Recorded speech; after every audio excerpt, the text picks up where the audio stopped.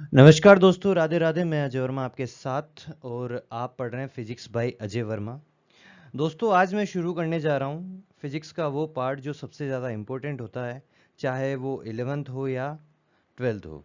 इसके बिना आपकी फिजिक्स अधूरी रह जाती है।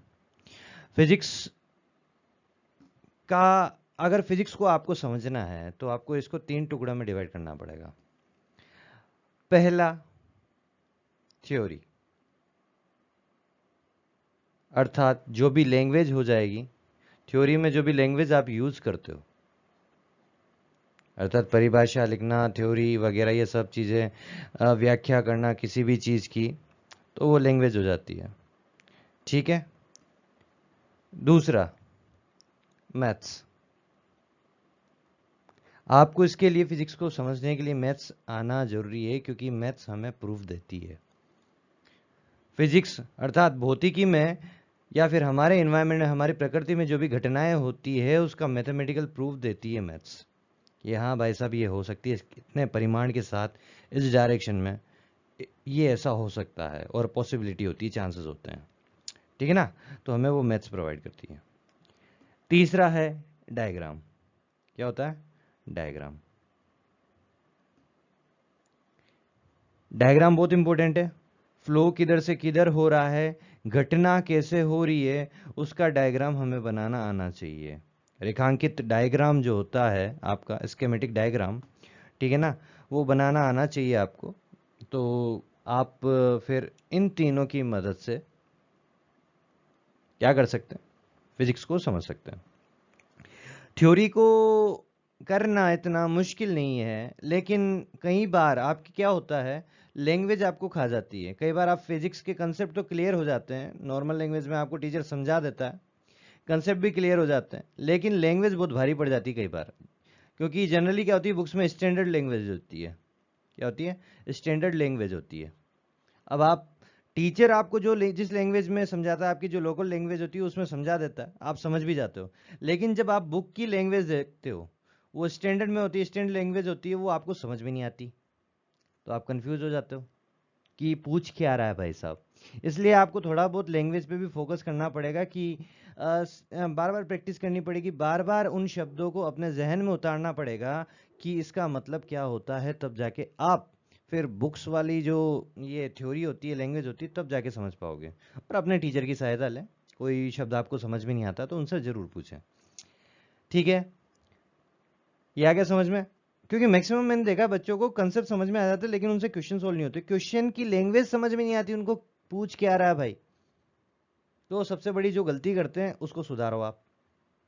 वो क्या है? लैंग्वेज। लैंग्वेज पे भी फोकस किया करो। थ्योरी को कैसे समझते हैं, उन चीज़ों पे फोकस किया करो।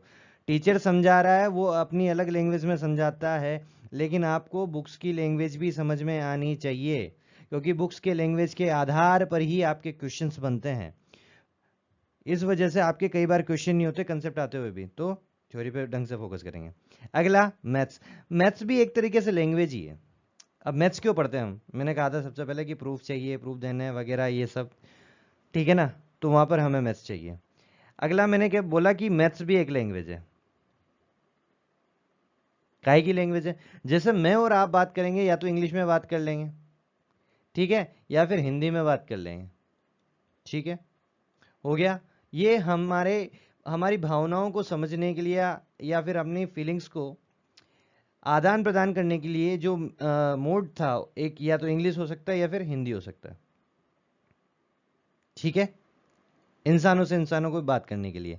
अब प्रकृति है, प्रकृति बोले तो हमारे चारों तरफ का एनवायरमेंट, ये यूनिवर्स बोल लो, ब्रह्मांड बोल लो, ठीक है ना। तो इसकी कोई लैंग्वेज, मतलब ऐसी लैंग्वेज नहीं होती कि इंसानों की तरह हम इसको समझ जाएं, कि वो बोले कि भैया मुझे पानी की जरूरत है, पानी दो, मुझे धूप की जरूरत है, धूप दो। कोई भी चीज ले ली, वो बोलती थोड़ी है, उसको समझना पड़ता है। जो घटना है उसके साथ घटती है, जो परिवर्तन उसके स्टेट में आता है, उससे हमें समझना पड़ता है। तो इस चीज को, उनकी लैंग्वेज को समझने के लिए हमारे लिए मैथ्स बहुत कारगर साबित होती है। ठीक है। तो इसलिए हम मैथ्स को इसलिए भी समझते हैं, इसलिए भी पढ़ते हैं, मैथ्स का उपयोग इसलिए भी लेते हैं ताकि हम प्रकृति की लैंग्वेज से या प्रकृति की लैंग्वेज को समझ सके, प्रकृति हमसे क्या कहना चाहती है, प्रकृति किस हिसाब से बदलती है, यूनिवर्स में कोई भी घटना हो रही है तो उसका एक दूसरे के साथ क्या रिलेशन है, टेम्परेचर का, प्रेशर का, वॉल्यूम का, इन सब का आपस में क्या रिलेशन है, ये सब अपन मैथ्स के द्वारा ही दे सकते हैं। किसी भी पदार्थ के स्टेट में कोई परिवर्तन होता है तो ये टेम्परेचर, प्रेशर, वॉल्यूम चेंज करने पर ही होता है, ठीक है ना। तो इनमें मान रखे जाते हैं, टेम्परेचर का मान कितना रखूं, प्रेशर का मान कितना रखूं, वॉल्यूम का मान क्या रहे, ये सब चीजें जब आपको समझ में आती है, अर्थात इनकी मैथ समझ में आती है, तब आप इसका स्टेट बता सकते हो कि ये सॉलिड स्टेट में होगा या फिर गैसियस स्टेट में होगा या फिर लिक्विड स्टेट में होगा, ठीक है ना। तो आपको ये चीजें है ना, ये मैथ से बताती है। क्लियर है। मैथ्स एक तरीके से ज्योतिष का भी काम करती है। यहाँ पे आपको पहले से कैलकुलेट करके रख लो कि भैया जनरल एक फॉर्मूला बन जाता है उसको कैलकुलेट करने का कि आगे किस टेम्परेचर पे सॉलिड स्टेट होगा, किस टेम्परेचर पे गैस होगा, किस टेम्परेचर पे लिक्विड हो जाएगा। तो आपको ये पहले पता चल जाता है कि भैया इस रेंज के बाद लिक्विड हो जाएगा, तो आप पहले कह सकते हो कि हाँ भैया लिक्विड होने वाला है। आपका कोई भी मशीन हो, आप उसको लिक्विड में कन्वर्ट नहीं करना चाहते हो तो आप क्या करते हो, टेम्परेचर को फिर अपने हिसाब से कम कर लेते हो, ठीक है ना। तो मैथ्स हमारे वहां पे काम आती है। अगला है डायग्राम। डायग्राम नेसेसरी है। क्यों? आपको क्वेश्चन में बोल दिया, थ्योरी में बोल दिया, लेकिन उनका जो फिजिकल रिप्रेजेंटेशन होता है, मतलब हो क्या रहा है, किधर से, जैसे प्रकाशी की ले लो, तो आपको बताना पड़ेगा कि लेंस कैसा है, उसका डायग्राम बनाना पड़ेगा। प्रकाश की किरणें जा रही है तो कैसे जा रही है, कैसे पदार्थ का, ये सॉरी पदार्थ का क्या, प्रकाश की किरणों का अपने पथ से विचलन हो रहा है, ये सब आपको दिखाना पड़ता है, तब जाके आपको चीजें समझ में आती है और आप सामने वाले को समझा पाते हो। इसलिए डायग्राम बहुत इंपॉर्टेंट हो जाता है, ठीक है। तो आप कभी भी फिजिक्स पढ़ें तो इन तीन चीजों पे फोकस जरूर करें। सबसे पहले अपनी थ्योरी पर बढ़िया फोकस करें, दूसरा मैथ्स को मजबूत करें। अगर मैथ्स मजबूत नहीं है और थ्योरी मजबूत है तो आप न्यूमेरिकल नहीं कर पाएंगे, ठीक है ना। और न्यूमेरिकल बहुत इंपॉर्टेंट होते हैं, न्यूमेरिकल और डेरिवेशन। अगर डेरिवेशन आती है तो उससे फॉर्मूले निकल के आएंगे और फॉर्मूले से फिर आप न्यूमेरिकल्स कर सकते हो। अगला डायग्राम रिप्रेजेंटेशन के लिए, उसको समझने के लिए बढ़िया से डायग्राम बहुत जरूरी है।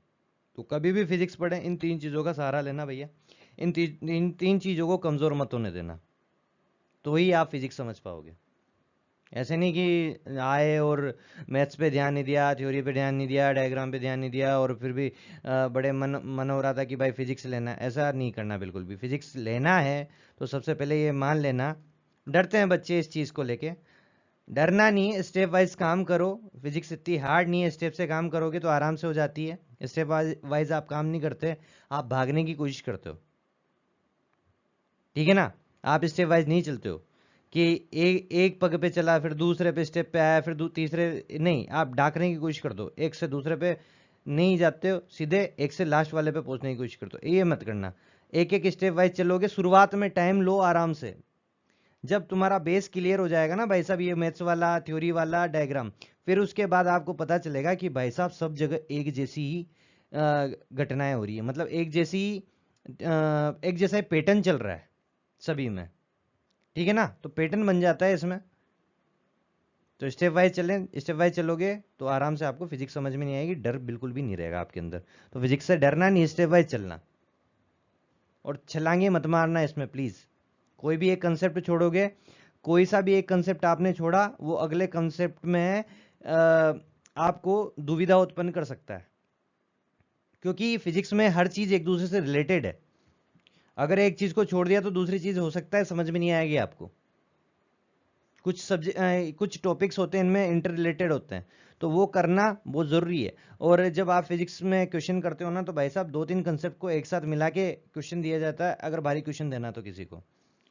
तो आज के बाद कभी भी कुछ भी सोल्व कर रहे हो तो थ्योरी, मैथ्स और डायग्राम पे फोकस करने की कोशिश करना, ठीक है। ये मेरा थोड़ा सा आपको समझाने का था। तो आगे हम सदी से स्टार्ट करेंगे अगले वीडियो में। धन्यवाद। राधे राधे।